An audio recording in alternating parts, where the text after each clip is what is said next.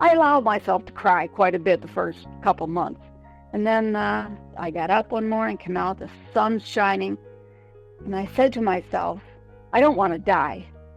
So once you make that decision, then you just have to maintain and or move forward. This is Hadley's Insights and Soundbites, where people facing vision loss share what's helped them cope and adjust. Hi, my name is Marie Woodcock, and I live in the Detroit area in Michigan. So in 2012, I lost the vision in one eye, most of the vision in one eye, due to NAION. And they told me at the time, 20% of the people that this happens, if they lose it in one eye, within 5 years, they'll lose it in the other eye. And I said, 20%. Well, that means 80% don't. I'm good, right?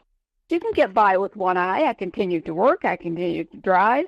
It did impact my night driving, but it wasn't a huge inconvenience. And then 4.5 years later, I lost vision in my other eye. I am not one of the 80 big masses. I am one of the top 20, because it happens overnight. There's no warning. I kept seeing a moving gray blob in that eye. So when I got to work, I texted my ophthalmologist's office, and I said, I don't know if I should come in, but I have a big gray blob in my field of vision in my right eye. So I did not drive home. I called my husband to come and get me, and then I called a friend of mine to go with him to get my car. So it got all, and I have not driven since, because this was a car I bought to take me into retirement. I got all the fancy stuff on it and anything I wanted, and we'll just drive this until the wheels fall off, or until I do, either one. I used to go out and sit in that car and just cry in the shower. I allowed myself to cry quite a bit the first couple months. And then my son bought my car, and then I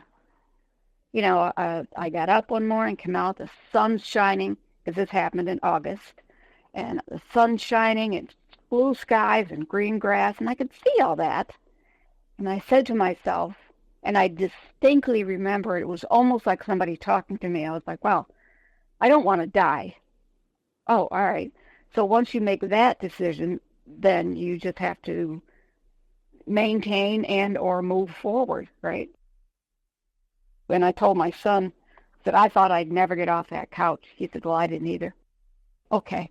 So, you just start doing what you can. I remember the first thing I did when I was sitting on the couch one day, and my husband's at work, and I'm thinking, I should dump that new bag of cat food into the cat food container. And that was, for me, it was a huge thing to do. And you know what? I did it. I did not ruin anything. I had to sweep up a little bit, but nothing major. And that's it. You just do one thing at a time and keep testing your limits. Probably the biggest help has been kind of a personal thing, in that with any kind of technology that's been recommended to me, I will play with it until I find out it either helps or it doesn't. I am basically a gadget person. So when I used to knit, I bought every single gadget that could possibly help you in knitting. And so now with this, I just pour all my concentration pretty much into technology. So I've pretty much tried to get the most out of my iPhone. I listen to podcasts on my iPhone that talk about accessible technology, and it just builds up a base. It's helped me.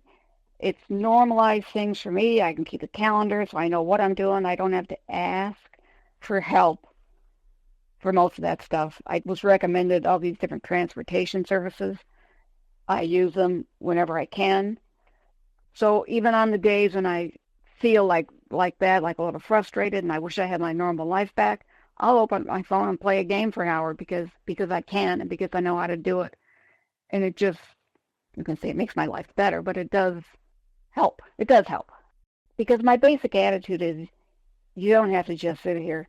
It is massively inconvenient not to be able to just go out and get in the car and go someplace. So I'm still grieving that part of my life. Around that same morning when I was looking out the window and I said, well, I don't want to die. I also thought in that same thought session, I said, I must be the only blind person in Michigan. which is absolutely not true. So, once you're in that community, it becomes totally different. And since I have allowed myself to become more involved with that community, there's great people that I meet every single day. You never know who might need to hear your story.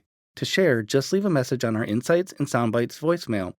You can call 847-512-4867 or record a message on your smartphone or computer and email it to podcast@hadleyhelps.org.